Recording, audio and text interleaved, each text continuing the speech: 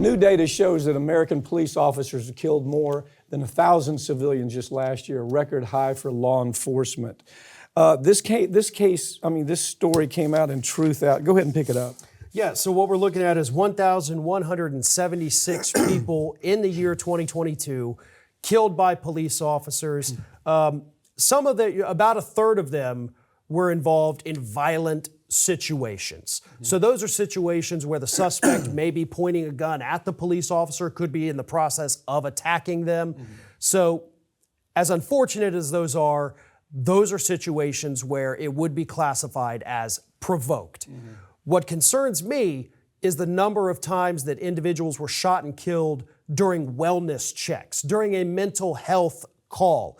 Those are situations where police officers should not be the ones to respond. And to me, that's the problem here. Well, in Europe, for example, they have special people that go out and respond to that Exactly. kind of thing. That's your point. Or we could send the firefighters out there, especially if it's somebody who's clearly having a mental health crisis. They don't know where they are, who they are.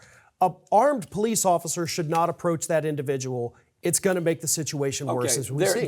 There's another side to it, and that side is, if you just do a little bit of research on it, you see that there's an angst that has been as bad as it's ever been with police officers nowadays. I mean, the fear. It's just abject fear. They see the stories where you're sitting in your police car and somebody comes up and shoots you. Standing on the street, somebody comes up and shoots you behind. These are real stories. I mean, if you follow the news, just all you got to do is headlines. We had one right down the road here not long ago. Exactly. So the numbers, what's causing this angst has to do with the numbers. I mean, that's what the police unions are saying. They say, look, we had 2,400 victims, police officers that were shot. They were shot, some of them were killed. We had 1,100 victims of knife attacks and club attacks that took place. And what that's doing is it's putting the police officer in a heightened sense of protection. This is what they're saying, and they've got pretty good data to show it. But it's way beyond that. I think a lot of it has to do with basic training. If we have this is the reality, then we have to train around that reality, don't we? We need better de-escalation tactics with these police officers. And that's something you and I have talked about for well over a decade, because we have plenty of cops who are more than willing to go out there, shoot first, ask questions later. We've got plenty of cops who are also reluctant to do it and end up in a situation where they have no choice. We have to also understand that's a reality. Yeah. So what we have to have, first of all, is a distinction of those two scenarios. But in the case where you just have these trigger-happy cops, there has to be better de-escalation. There has to be better training, because, again, this doesn't happen anywhere else in the world. This is a uniquely American phenomenon. And part of the reason, too, that we do see the cops so fearful these days is because with the prevalence of guns, we're making it easier to get it. They don't. A policeman in say the UK. These numbers don't look like this in the UK. Right. I mean, 2,400 police victims shot, not all of them killed, but shot in the process of making an arrest. 1,100 of knife attacks and club attacks. So that heightens, I guess, sense of fear. I mean, I can see that. It has to play into there. But then your point, I think, is, okay, we know that's a reality, so let's adjust to it and let's train around that. Well, and look, if you talk to these police unions, you're not going to find bigger supporters of gun control in the United States than these groups, because they understand they are on the front lines and they do see the real danger that everybody having a gun poses to society. And as you showed there with the numbers too, they're on the other side of it as well. Yeah, I think overall there was a 60% increase in violence against police, not just while they're making an arrest, when they're sitting in their police car, when they're walking down the street, a 60% increase in that level of violence. Possibly illegal database of financial transactions has been kept for years by the Arizona state government. Wow. Go ahead with this story. Yeah, this is one of those things that we always talk about with the slippery slope of things, and this is exactly what we've got here. You've got the Arizona Secretary of State, basically, or Attorney General, excuse me, And years ago, all the way back to the Bush administration, they said, listen, we got a lot of crime. So what we need to do, Department of Homeland Security, is we need to be able to monitor these financial transactions going through, Western Union and MoneyGram. That's how the criminals are moving the money. And we can get that and we can take care of it, give us the authority to do it. So Homeland Security says, yeah, go ahead and do it. Well, it only took a couple years before the state of Arizona thought, you know what? We don't just have to, we've been given a blank check. We don't have to just look at the criminals.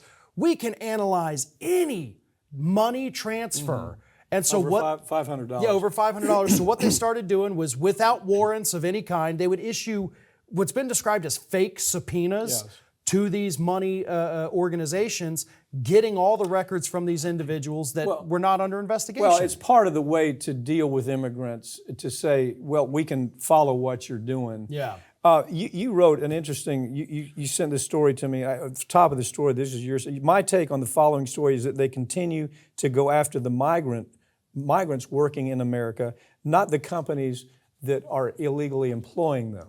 And so this is kind of one of the things you're talking about here. This is how, let's go target that migrant worker who might be sending $500 back home so the family can live back in Mexico or El Salvador, or wherever it is, correct? Right, and they're getting paid under the table. The boss of whatever it is, whatever, small factory or yard maintenance service is huge.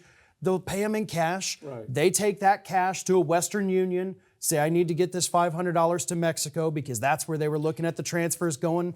And so then, when immigration comes to crack down on these people, they're not going to the employer. Right. They're going to the individual. The chicken farms. Exactly. The big, massive cattle. It's nobody else will take these jobs is their position right now. Yeah. I mean, that's what Davos, Switzerland, that was kind of their talking point. We have to bring them in because Americans just don't want to work. That was really what they said out there. So we have to let them over the border. Now, your point being is we let them over the border. They take the job that we expect them to take. And then organizations like this go target them for sending $500 back home because they know where they live now. Yeah. And so then they take that migrant, the immigrant, ship them back. Then the employer just says, okay, there'll be another one tomorrow, so I'm fine. I can keep doing this. And I can pay them substandard wages. If they break their arm, I send them back to Mexico. If they're killed on the job, I send them in a body bag back to Mexico. I don't have any responsibility after that. That's what this is all about. And that's what kind of Davos, that's what they were talking about in Davos, Switzerland. This is great. This is great. U.S. Chamber of Commerce loves this. They do. They're behind this. But the U.S. Chamber of Commerce won't say, hey, wait just a second. Why are you going after these people that came here to work? That you're telling the American public that Americans are too damn lazy to work, so we're bringing in these folks, and now you're targeting them. It's an ugly story all the way around. Well, just a couple years ago, there was a big migrant worker bust at it was a food packing plant.